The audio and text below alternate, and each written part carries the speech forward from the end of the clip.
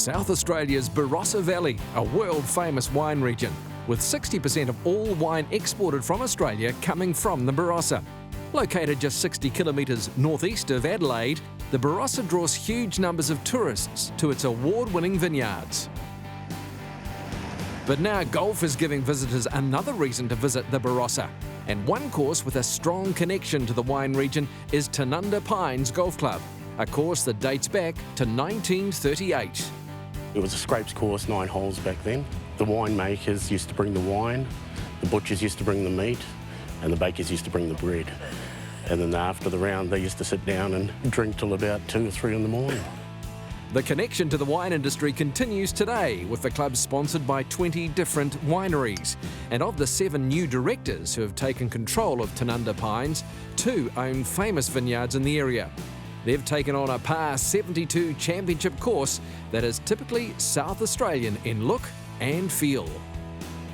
You're likely to see a lot of gorillas, a lot of ducks, a lot of native birds such as rosellas, and also, we have a resident group of kangaroos that generally just bounce across, especially the first fairway and the 17th, first thing in the mornings. Kangaroos aren't the only hazard. We've got about 60 bunkers on the course, and they all nestle around the greens. So if you miss, you're going to be in trouble. It's a type of course that plays difficult if you're not straight, and it's a real thinker's course. So it's one of those courses where you can't just come out and blast away. You've got to think about strategically where you want the ball to be and what club to use. One winemaker turned owner of Tanunda Pines is Robert O'Callaghan from the renowned Rockford Winery.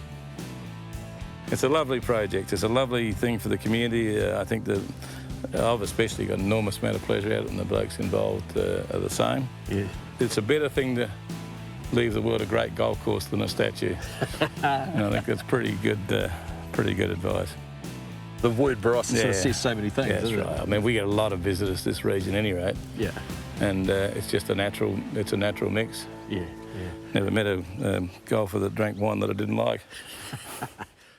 As Robert and I continue our round, Chris points out the features of playing at Tanunda Pines. The greens here are very old-fashioned. Unlike a lot of modern-day courses, they're not flat. They undulate and they're tricky little runs. You've got to look at the grain, all the little tricky things, but they play quite hard, and I think that's important for a golf club to ensure that with technology, the way it's moving with clubs, is to have that end game challenge. And that challenge is seen early in the round. Yeah, the 6th is a 194-metre par 3. Now, it's relatively straight, but there's trouble to the left and right. It's bunkered on both sides. A lot of people that play that hole, it appears easy, but it plays 80 to 90% bogey. So it is a difficult hole. It's quite long for a par 3, 194 metres from the blue markers, 200 from the back. It's a fairly large green. It's undulating. It's 2-tier. It fades off to the left, so you have to really hit it to the right. Also, if you overshoot it, it feeds down off the back. So you've got to attack the pin, but you've got to attack it in the right location. Taking on the 11th is Phil Roberts, a member of Tanunda Pines and a former South Australian captain and state champion. Here we are at Tanunda Pines in the Barossa on the 11th hole. This is our signature hole, a par 3 downhill of a fall about 30 metres. It plays 180 metres long. I'll be hitting a 5-iron today, and hopefully we'll be successful and get on the green.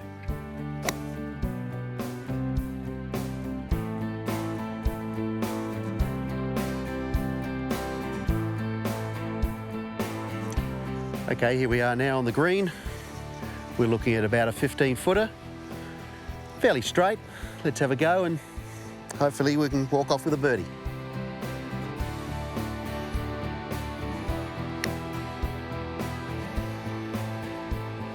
Well, how about that? Now let's go to the 14th. The 14th is the #1 index on the course. It's a 382-metre par 4. The fairway tilts to the left, so you've really got to play up to the right. It's got a midway bunker, so you've got to try and avoid that as well. The green on 14 is a 2-tier green, uphill for the back. So if you land up the back of the pins in the front, it's a very difficult hole to play. Vice versa, if the pin's at the back and you've overshot it, you actually end up down almost on the path at the back. So it's a very tight green because of the bunkerage on the left-hand side and the mountain on the right-hand side. You've got to play short in order to hit the bigger part of the green. So it's better to roll up to the green. That's exactly right. It's quite challenging. You're better off to roll it up or chip and run it up. Tanunda Pines Golf Club is situated in the Barossa Valley, South Australia's wine country, and a drink might be necessary to take on the finishing holes. The 17 is the second hardest hole on the course. It's a 389 metre par 4. When Murray Craft designed it, he dog-legged it at about 200 metres, almost at right angles to the green, with bunkerage on the corner of the fairway. Nasty. So, yeah, it is nasty. It's a tricky little hole, but it's beautiful. You know, as long as you think about the shot and where you want to position it, you'll actually play that hole very well. A lot of people tend to overshoot and end up in the rough, or undershoot and end up in the bunkers on the right-hand side of the fairway. The angle of the fairway actually promotes a kick forward, so it's better to play that green short. It's a flat green, but it runs down slightly to the right, and it runs fairly quick. So, you know, you're better off to sort of aim slightly left and let it feed down into the hole. Playing amongst 100-year-old gum trees and Australian wildlife makes a round at Tanunda Pines truly iconic. It's the excitement of feeling a bit of the country of South Australia. The region itself produces beautiful wines, but also, you know, there's other produce as well. There's, you know, fruit and veg. There's quite unique meats that are produced here from the old German heritage.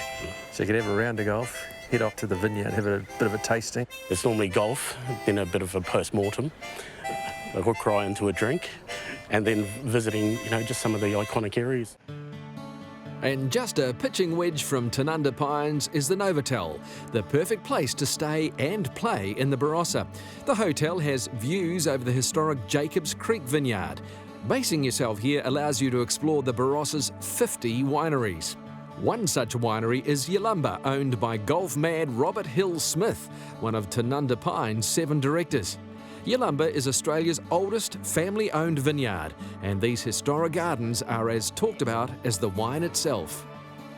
Well, Margaret, first a little bit about the wines. I mean, obviously the area is fantastic for its wine, the Barossa. I mean, probably the Barossa is very famous for Shiraz in particular, but we do grow all sorts of other things too, but the climate here is a little bit warmer than, say, Coonawarra, which is a cooler climatic condition.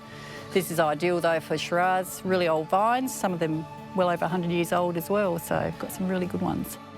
Something we do specialise in, though, is Viognier. That's the one we struggle to pronounce it properly, is it? It's always a hard one, so we always help people through pronouncing that. Yeah. We say, good on you, Viognier. That's one way to remember it. I know it very well. Okay, so good show. That's unsettling everything, and then we have... Good food wine, so if you want it with something really spicy or Thai food, curries. Very nice, yes. Good on you, Viognier. You've got it. So for those people who are thinking of coming to South Australia, why come to the Barossa? Oh, if you come here, you definitely could go to the farmers market first thing in the morning on a Saturday morning, get all your lovely produce, and we're only about 5 minutes from the market, so you can come to Yalumba and enjoy some beautiful wine and a bit of golf if you feel like that in the afternoon, just to relax a bit more. Exactly. It's all good.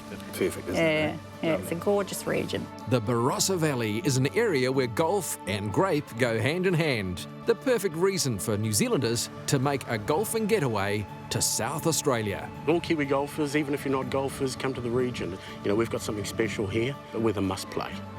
You know, you've got to play us. You know, it's a nice course, that you'll enjoy it. You know, and the region's just worth coming to see.